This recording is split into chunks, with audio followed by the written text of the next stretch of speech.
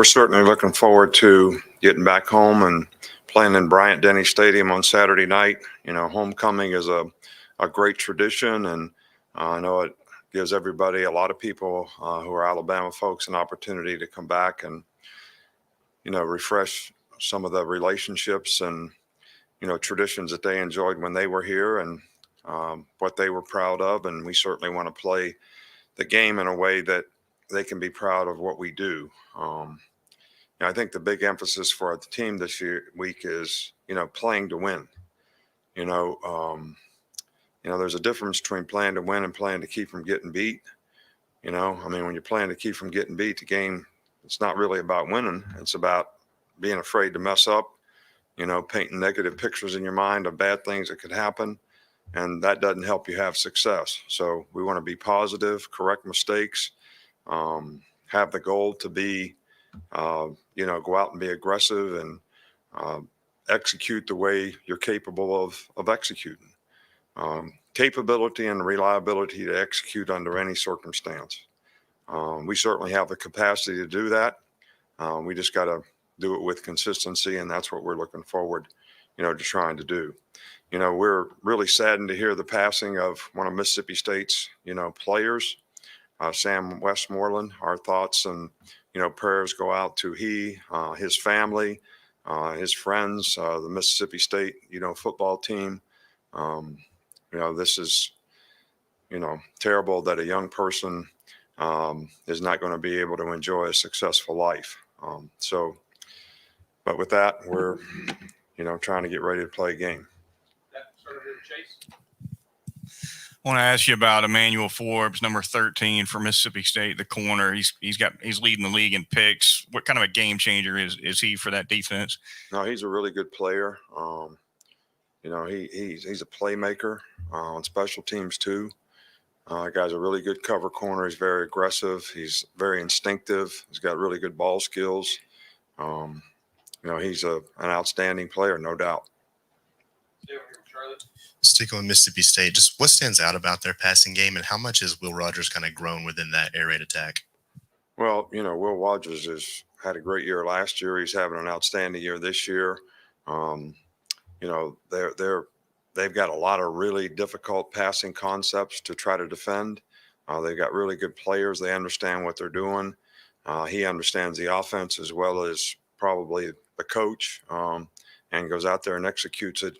And he's very accurate with the ball. He makes quick decisions and judgments. And, so this is a very challenging, offensive team. And I think it's very quarterback oriented. And, him playing well, which he has done all year long, certainly enhances their opportunity to be successful. I know you put a statement out on the Jermaine situation. I was wondering, what information are you guys trying to get, and has there been any update on that? We handle, discipline issues, internally, and that's the way we'll handle this. But, as I said today, when I was asked about the whole, the league has tried to control people, rushing the field. And, it's a difficult circumstance for the league. It's a difficult circumstances for the people who are on the field. But, we got to go through those difficult circumstances and still respect other people. And I think that's on us to do that. And that's certainly a lesson, for all of us to learn relative to this. Kind of go into Chase's question with Forbes, but what makes this Mississippi State team so good at forcing turnovers? They lead the SEC in forced turnovers. Right. Well, they got a lot of ball hawkers. They got, an experienced defensive team. They play a lot of pressure defense. There's a lot of movement, a lot of stunning, a lot of blitzing, a lot of penetrating. They got some good pass rushers. So, we've continued to try to create an awareness with our team about attacking the ball.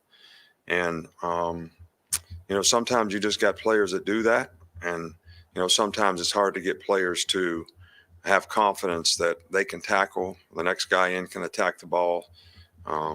These guys got some guys that got good ball skills in the secondary too, so that always helps. But,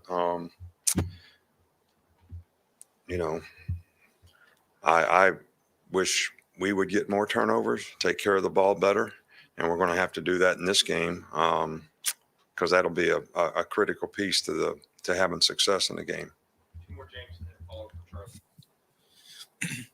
Byron Young said that Jaheim Otis is like one of the things that he's been really impressed with is his maturity. What about Jaheim's maturity have you really seen, on and off the field? Yeah, I think, he's done a really, really good job of, being able to stay focused, know what to do. No moment's been too big for him. And as a freshman, you would never know he's a freshman.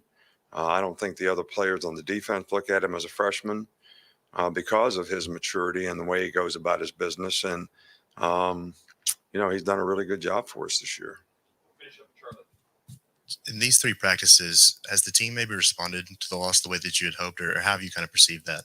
Yeah, I think they're responding. I don't think, our players, they want to have success. These guys are, I've said this before, fans get upset. People get upset when we don't have success, but the players get upset too. All right. Because probably more upset than anybody because they work hard and they get frustrated when they don't have success and they want to know why and how they can fix it. And they've worked hard to try to do that. But I think it goes back to, you got to have the right mindset, man. And we got to get more positive about how we approach beating the other team. And that's something that we're working on this week as well. All right. Thank you.